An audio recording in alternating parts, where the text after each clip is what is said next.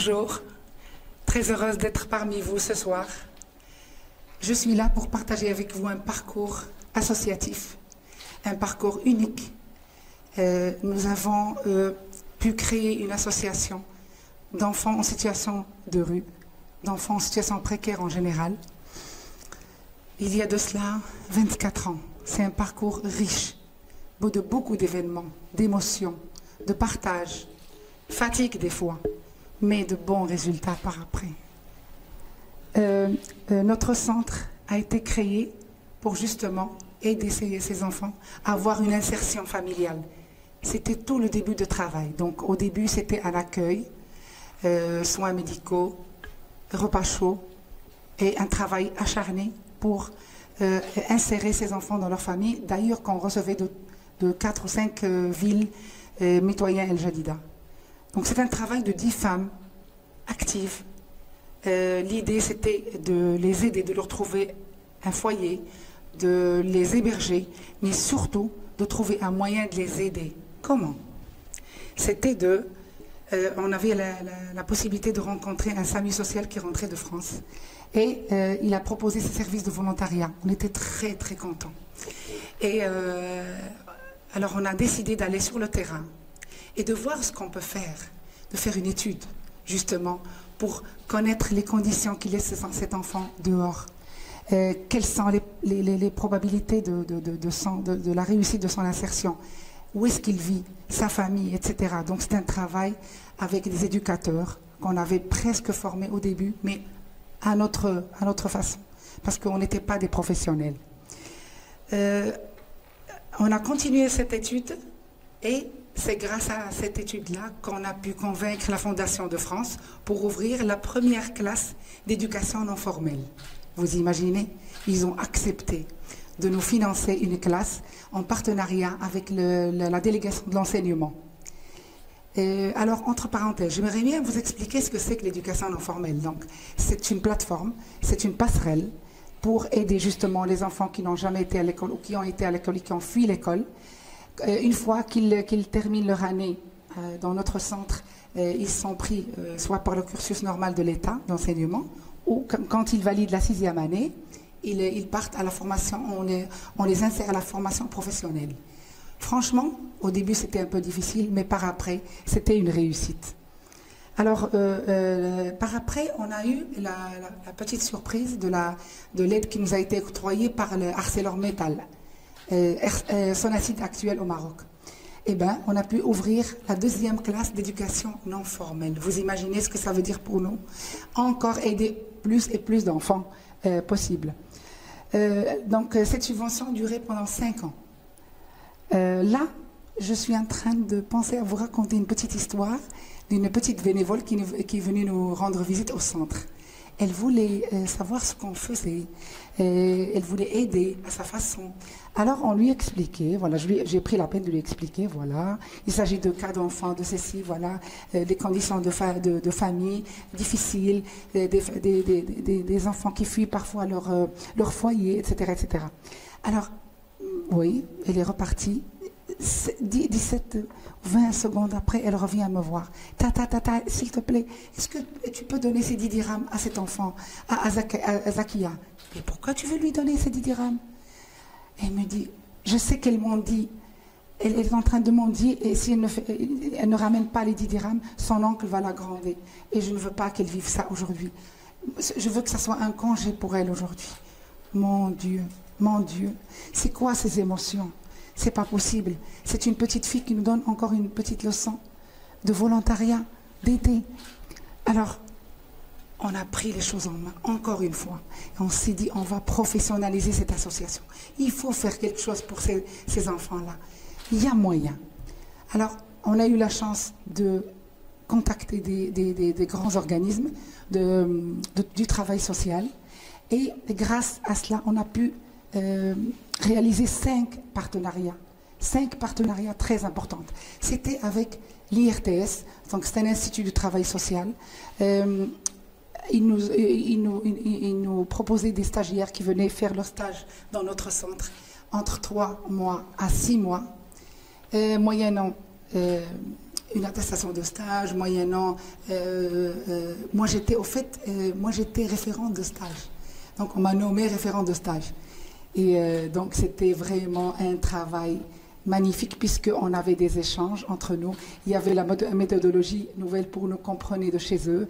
Il y avait le terrain qui était nouveau pour eux, et la culture nouvelle. Donc, c'était un échange win-win. Et c'était agréable. Autre chose, donc, il y avait aussi l'IFAR. l'IFAR, donc c'est un institut qui nous proposait un échange avec leurs enfants. Sauf que nous, on ne peut pas ramener nos enfants là-bas en France. Mais bon, on recevait 8 jeunes qui arrivaient chaque année et qui faisaient des activités avec nos enfants. Donc des activités, des contacts, des rencontres, des sorties. Et ils se comparaient. Ils comparaient leur situation. Qu'est-ce qui s'est passé? Eh bien, en rentrant chez eux, ils avaient la nette certitude qu'ils doivent changer de cap.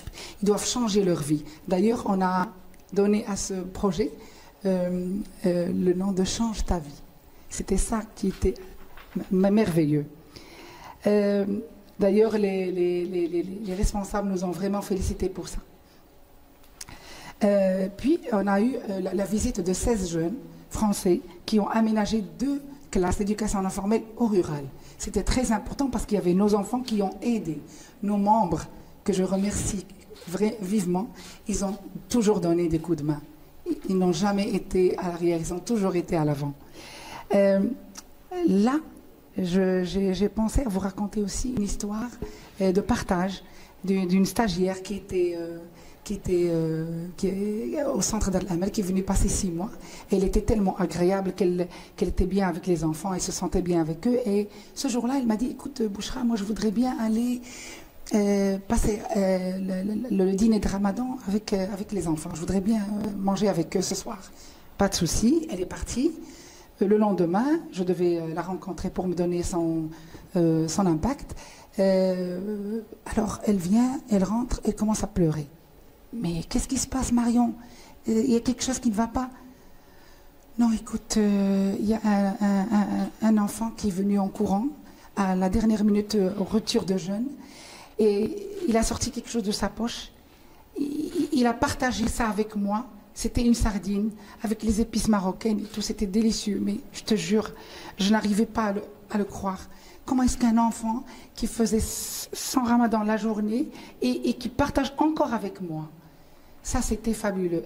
Elle n'était pas prête de l'oublier durant toute sa vie. Ça, c'est sûr.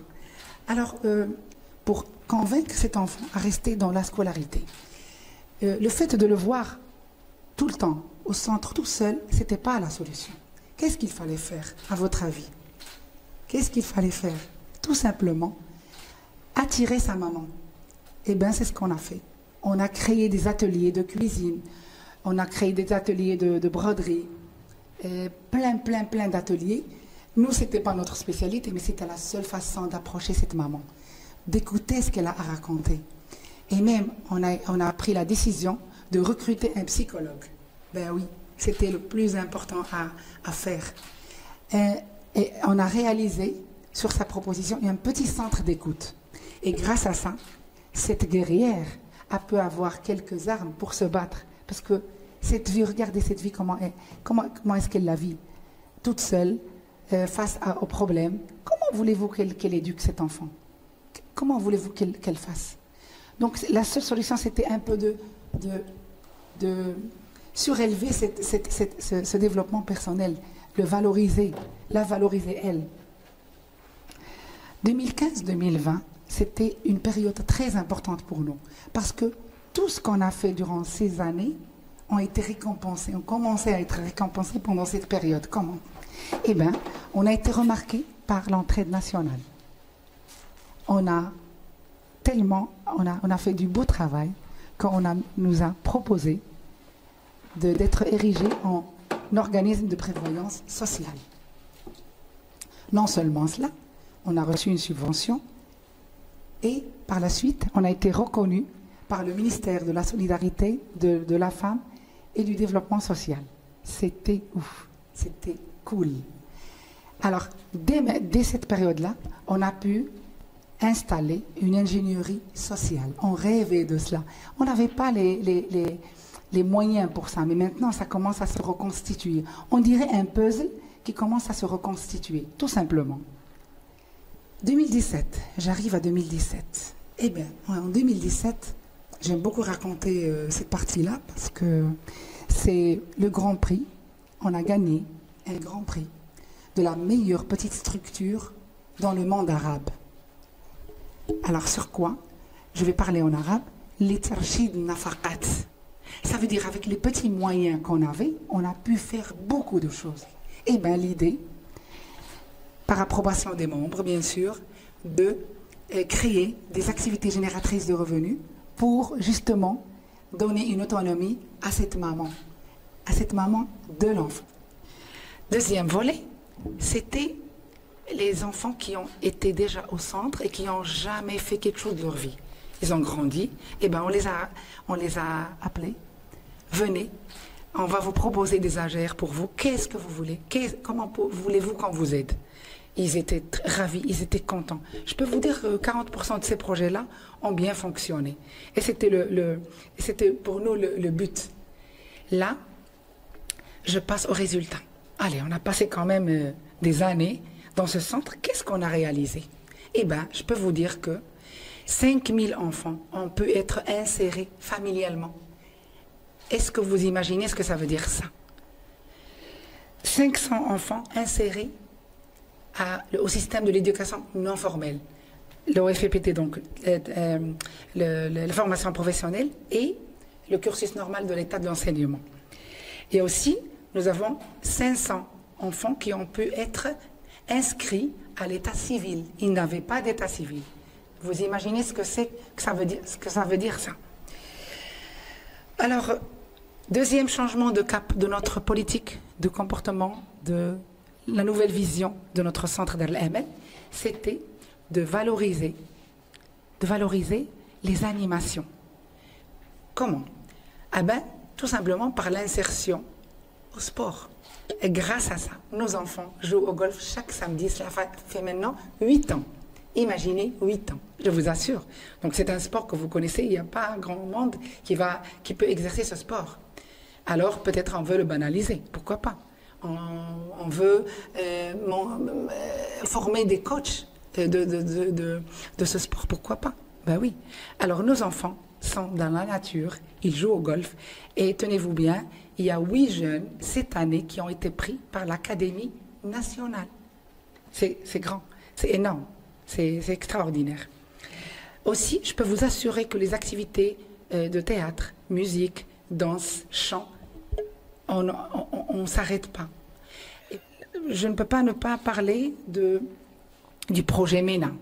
Projet MENA, c'est un projet avec l'Université des Lettres et Sciences Humaines et la haute école suisse, bien sûr avec le centre Dar el-Amal. Donc ça consiste en quoi?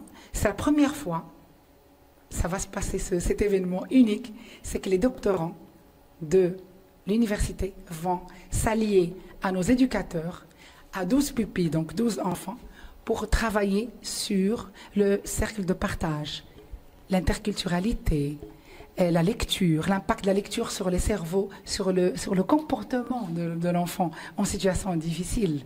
C'était énorme, c'était énorme. Et grâce à une subvention qui nous a été accordée par la Haute École Suisse, eh ben, on a ouvert une bibliothèque. Une bibliothèque avec un logiciel. Et ce logiciel va permettre à l'emprunt à cet enfant en situation difficile qui ne pourra jamais avoir des livres, bien sûr. Et donc, c'était quelque chose d'énorme. Je viens presque à la fin pour raconter que nos enfants ont grandi, ils sont devenus des jeunes. Il fallait penser à les insérer professionnellement. Que vous connaissez, le Resort d'El Jadida a ouvert une école de restauration, service d'étage et hôtellerie. Eh bien, nos jeunes ont été proposés pour suivre cette formation. Par apprentissage. Et l'année dernière, 12 lauréats ont eu leur diplôme avec un grand prix d'un jeune. Et il a été même appelé à Qatar pour le foot. C'était un événement unique. Et cette année, il y a 16 jeunes qui sont en cours de formation. J'aimerais bien remercier les partenaires officiels et non officiels. J'aimerais bien les remercier vivement. Remercier aussi l'INDH. Grâce à cette belle plateforme qui a généré beaucoup d'énergie, beaucoup de mobilité, qui a généré une bonne gouvernance, on a pu réaliser pas mal de projets, et surtout au rural. Un grand bonjour aux associations du rural qui font un travail magnifique. J'ai aussi un remerciement à formuler pour mes membres de l'association qui sont toujours là. Nous formons une bonne équipe, des amis, ce sont des amis. Et quand on est en amitié, on peut réussir beaucoup de travail, beaucoup de choses. Je voudrais bien lancer un appel aux retraités. Les retraités qui sont encore jeunes, qui peuvent donner, eh bien, vous avez beaucoup de choses à donner au social. On vous attend. Je lance aussi un appel aux étudiants, aux universitaires.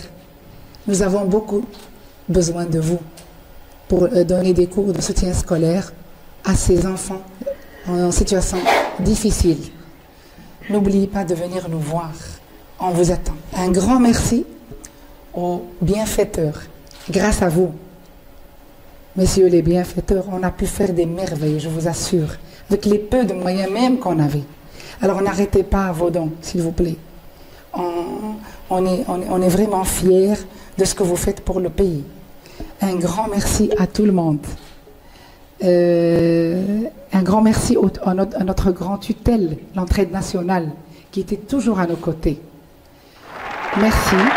Je vous remercie de votre attention. À très bientôt.